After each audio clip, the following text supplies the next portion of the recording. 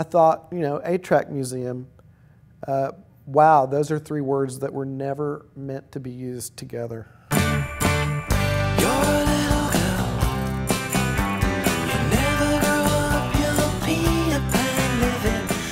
8-Track Museum is about 700 square feet of not only a few thousand 8-track tapes, but also every format, every sound format ever invented. You know, probably more than any format of the past 40 years, maybe topped only by the LP. The 8-track really means something. Maybe something serious and romantic, and maybe something ridiculous and stupid. To millions of people, it's a touchstone. Our inaugural exhibit is called Conceived in Cars, Birth of the 8-Track, 1965.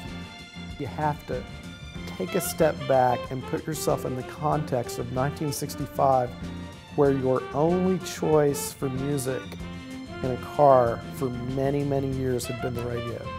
And now all of a sudden somebody's invented this magic piece of plastic that fits in this hole so you can play your favorite album while you drive.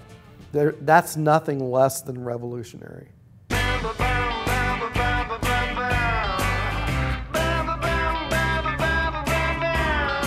The cornerstone of the museum's collection is the display featuring exactly 500 sealed copies of the Ruddles soundtrack 8-track tape, and challenge anyone anywhere from the Smithsonian on down to duplicate that.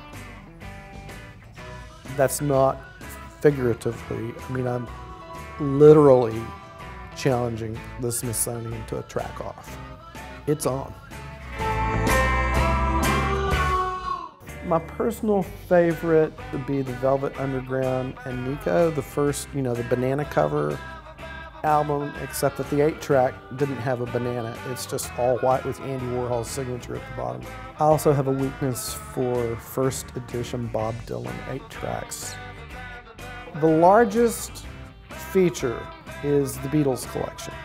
I have just a ton of Beatle 8-tracks, as well as Beatle 4-tracks, 2-tracks, reel-to-reels and cassettes, but mainly 8-tracks, which show the breadth of just how immense a truly complete Beatles 8-track collection is. It's a heck of a lot of tapes. We have a couple of rows of new wave and punk 8-tracks. Now, a lot of people believe punk and 8-track never coexisted for obvious reasons. It just doesn't make sense. And yet, for several years, punk and new wave were issued in fairly small quantities on 8-track tape.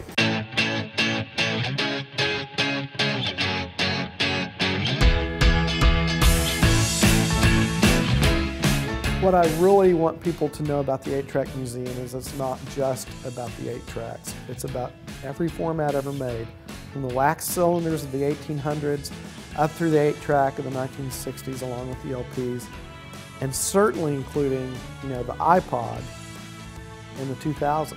We're not trying to say one is better than the other. We're simply trying to present the world's first absolutely comprehensive representation of mankind's musical journey through every format ever made. And I hope there are more to come, because frankly the MP3 is a bit of a yawner for me.